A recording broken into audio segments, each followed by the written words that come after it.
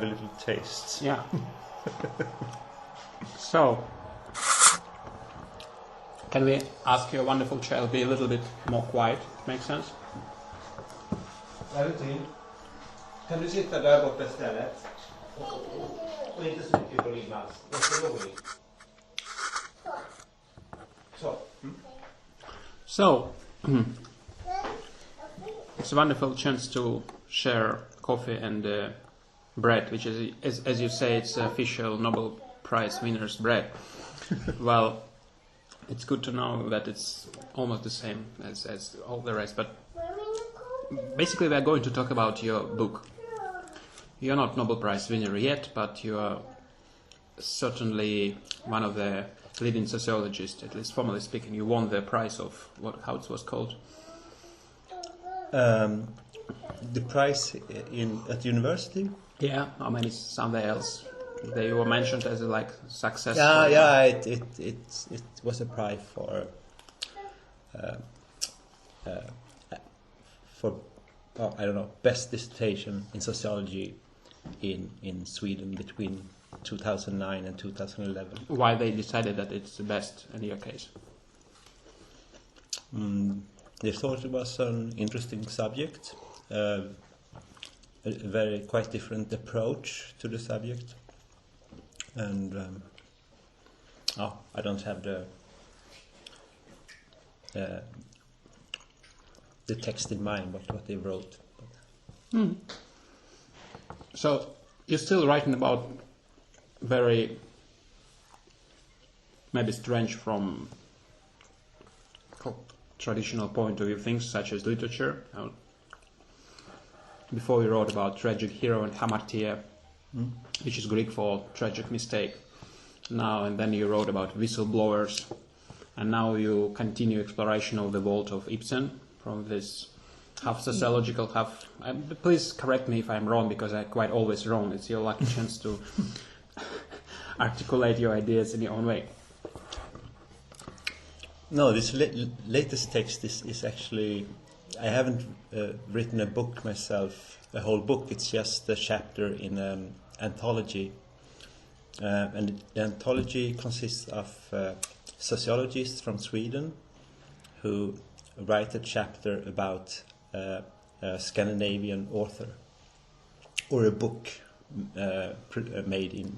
Is it still national? Is it still issue of nationalism, or at least national culture? Because a couple of days ago, no, it's just a continuation, because the editors of this book made a book before about sociology and sociology through literature by assembling sociologists from all over the world. So, but then they think about nation in nowadays.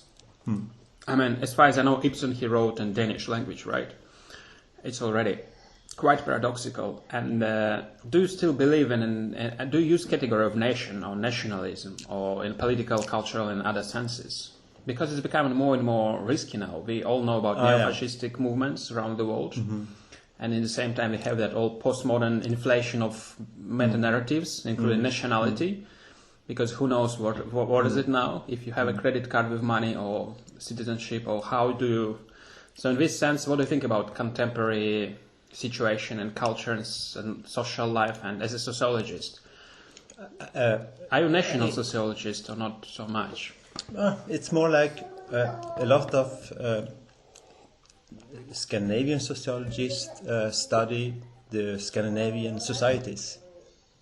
So the reason why they narrowed the range of books and authors to analyze is probably because the Scandinavian writers writes about the lives and societies. Yeah. And what's so specific about Scandinavia? Because for me, for example, if I will pick up from my mental duck library some associations or images, it would be probably, I don't know, like Swedish family and promiscuity, and some definitely Bergman masterpieces and probably some examples of literature or Swedenborg or I don't know whom, and Tranströmer as example of contemporary, but it's quite random. So when you think about Scandinavia era and Sweden in particular, how do you describe it for yourself now? Because it's not a secret, you have that multicultural family. Yeah. And, Sweden, what is it for you now? That's a good question.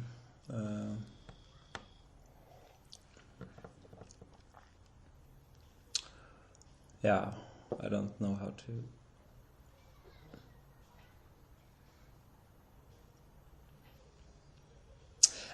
to. If you go back to the book, I'm not sure it's also about. In one way, it's because some authors write about Swedish or Norwegian or Danish conditions, social conditions. Such as the Swedish bureaucracy, for example. You have it. I thought it's only Russian. No. So tell me it's one book about the Swedish bureaucracy in the hospital system, for example. Mm-hmm. And one of the contributors wrote an analysis how this book describes the professionalization and how young medical doctors are socialized into this bureaucratized system. But what is bureaucracy in general? I mean, is it a system of like literary? If we will think about etymology, it's like just power or reign of the bureau, right? So it's something very simple. And it's a way of organizing things, and it's made of hierarchy, and it's made of rules, and it's a lot of.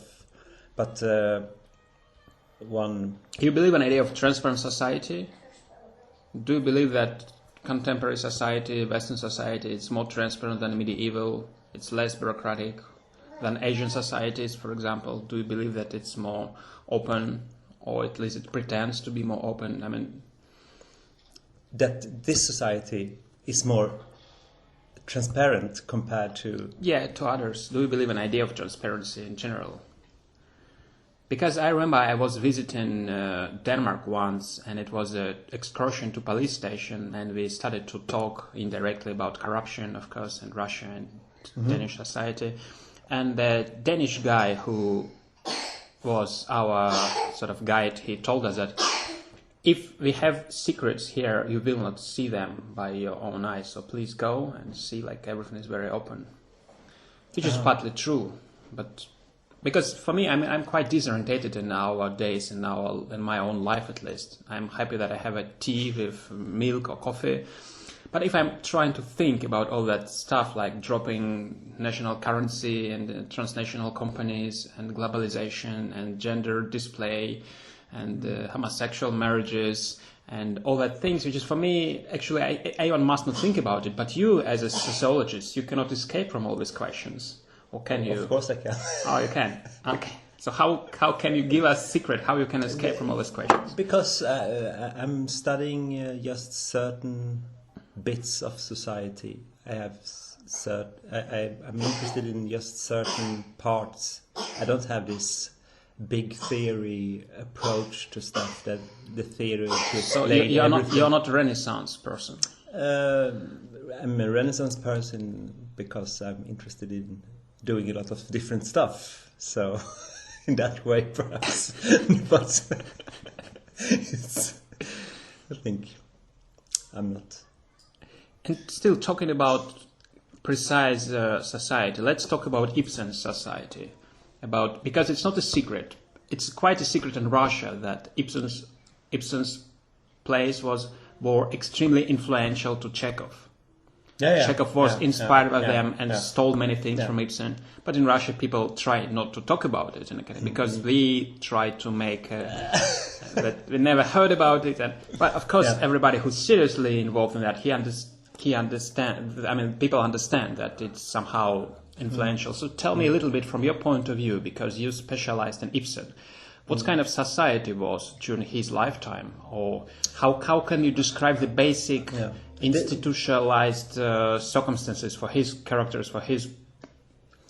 Yeah, there's a lot of course, Ibsen is one of the most famous and one of the best playwrights in history of theater, but so you can find a lot of different approaches to studying him, but I think that from my point of view, Ibsen is very interesting because he's writing about what he sees in his contemporary world, and what he sees is something that a lot of the founders of sociology also tried to grasp, this transition from the traditional society based on family, old ways of doing that, and this tradition to the modern secular,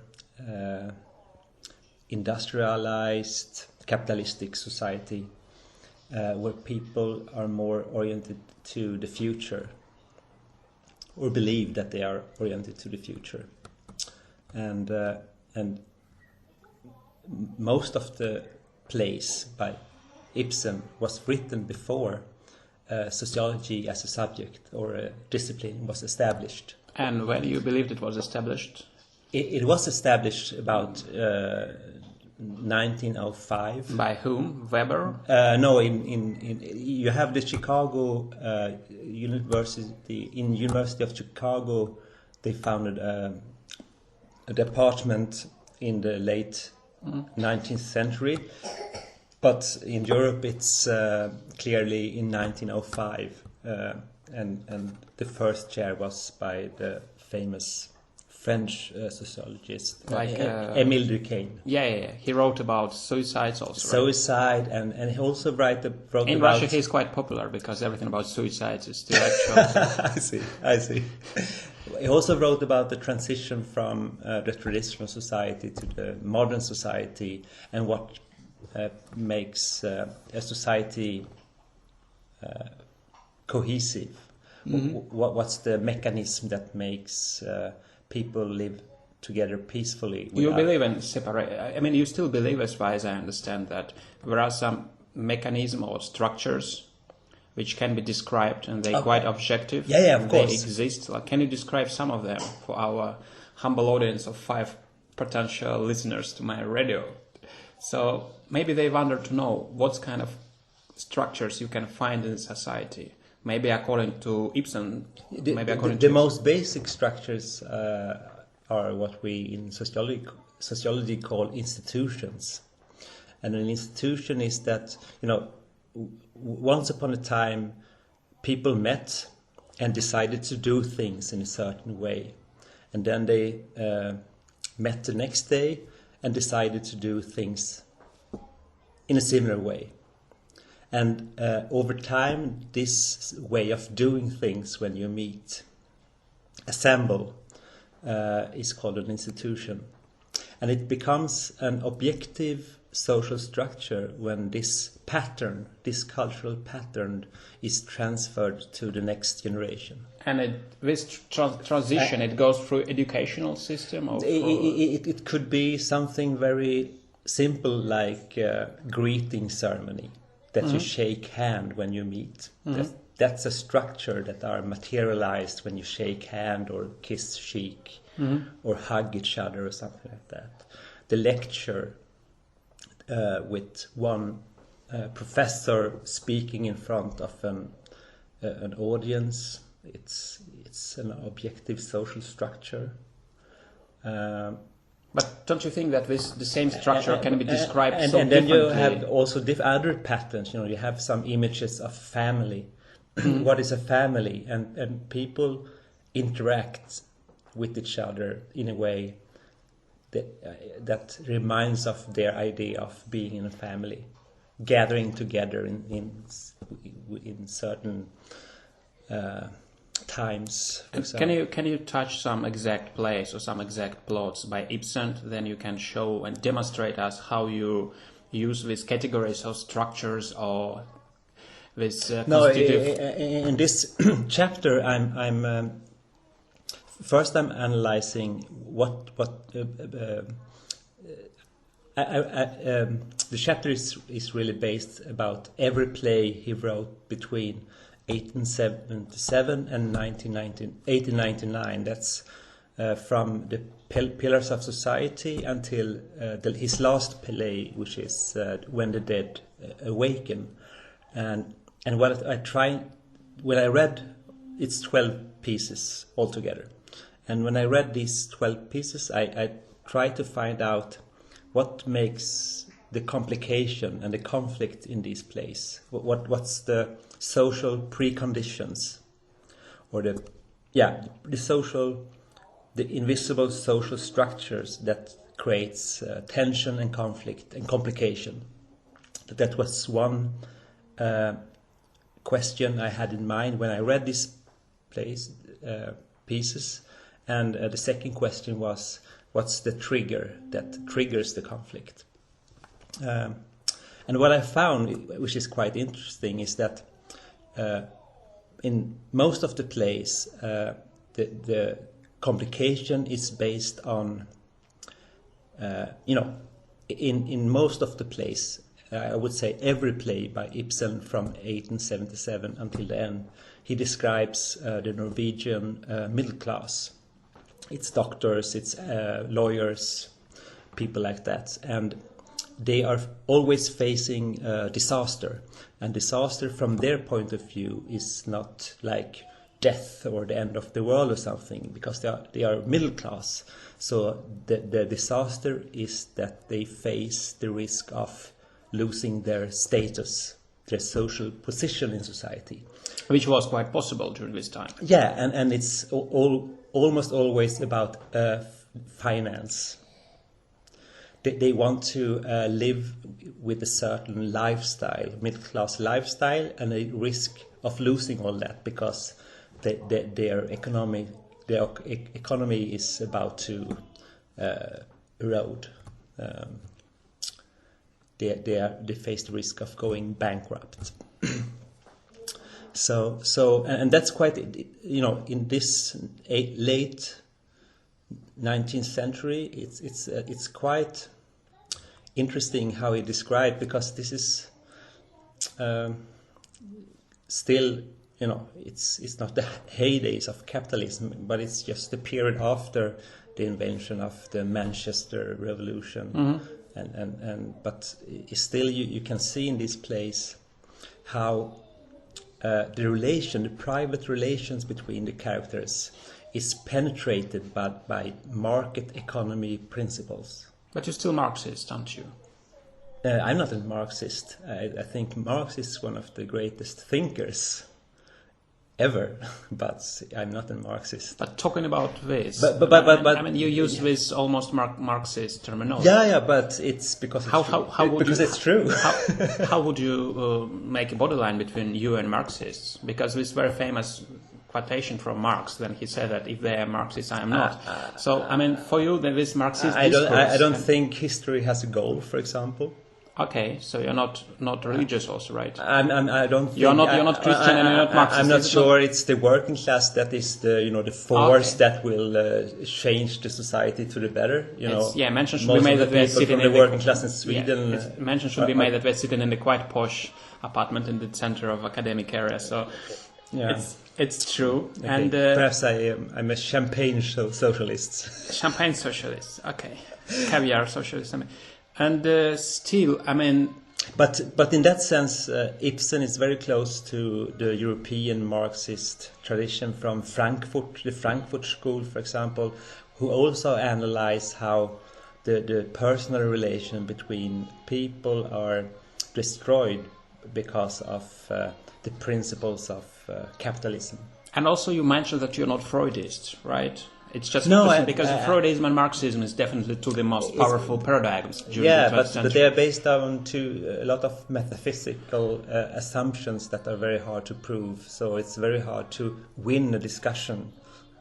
When you argue with a Marxist or a psychoanalyst, you buy their worldview or you don't buy it. It's like, and so if you don't want to spend your time doing some intellectual gymnastics, it's a lot of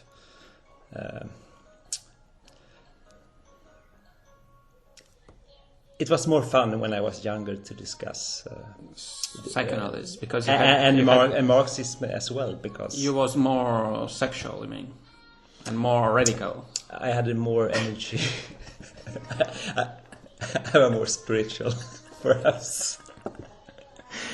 Okay, so still talking about this. But and to continue, it's quite fun because not quite fun. It's quite interesting that most of his life, Ibsen wrote his plays abroad. You know, he always. It's quite common for Russian writers also. You will think about Turgenev. He wrote the most dramatic stories about Russian peasants or poverty, citizens in Baden-Baden and speaking fluent French or others. So most of the plays by Ibsen displays or describes a small town in a coastal Norwegian society. But he spent most of his time writing these stage plays in Germany and Italy. So I think he was quite influenced by the intellectual discussions in Germany at the time, in the late 19th century. Did you also analyze his diaries or his letters, or you was mostly concerned about his plays? This chapter is only the plays. Yeah, I have read some of his diaries as well, so I know that many of his fictional stage plays are based on true stories. For example, An Enemy of the People is based on a story he heard about. He had an old German poet friend whose father worked as a medical officer in a small town in Germany, and he discovered something that would challenge the future of the town, because the economy would face. The economy could face economical disaster if his discovery was published. So there's always this. Well, before we had a tiny discussion about Shakespeare in the context of one of your children who are in the English-speaking school, and probably you cannot talk about dramaturgy without mentioning Shakespeare, and it's also quite famous. Half joke, half truth, that once English professor, the Englishman, he told that please take away Shakespeare, he's too Russian, and please give us Chekhov because he is too English. And I can understand this logic in a way. And certainly the question is, if you would think about Shakespeare and this in your categories or in your sociological approach, will it really work, or it's more metaphysical than Ibsen, and it's not a matter of exact time? Like, can you keep the same approach if you talk about Shakespeare? And what does Shakespeare mean for you personally?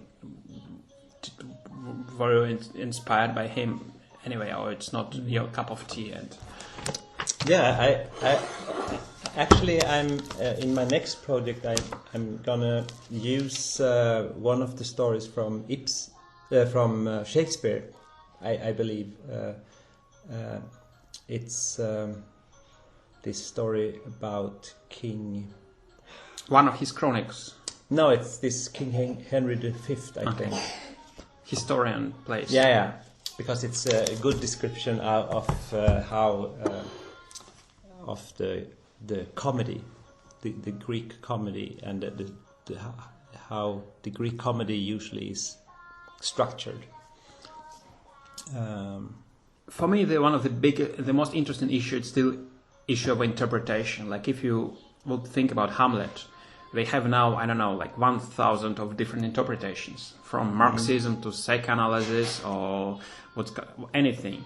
And then you have the text and you have yourself, and it's absolutely incredibly interesting to understand what's going on. Then you read the text. And because you have so huge cultural background and archive of different interpretations, do you really enjoy sometimes reading something like using the eyes of your children? I mean, quite naive, without any kind of... Or you already lost this opportunity to be naive reader or naive viewer or naive audience for things like... Do you have this borderline between Magnus and Opus Magnus or Magnus Magnum as a great sociologist who have his analytical mind and just a normal person who enjoy or who can switch off his analytical and cultural of tools? course, yeah, of course. How do you do it? Because maybe for many people, for my audience, for all 5 members of my audience, quite culturally advanced, it's important to know how sometimes not to be so smart. Stop it.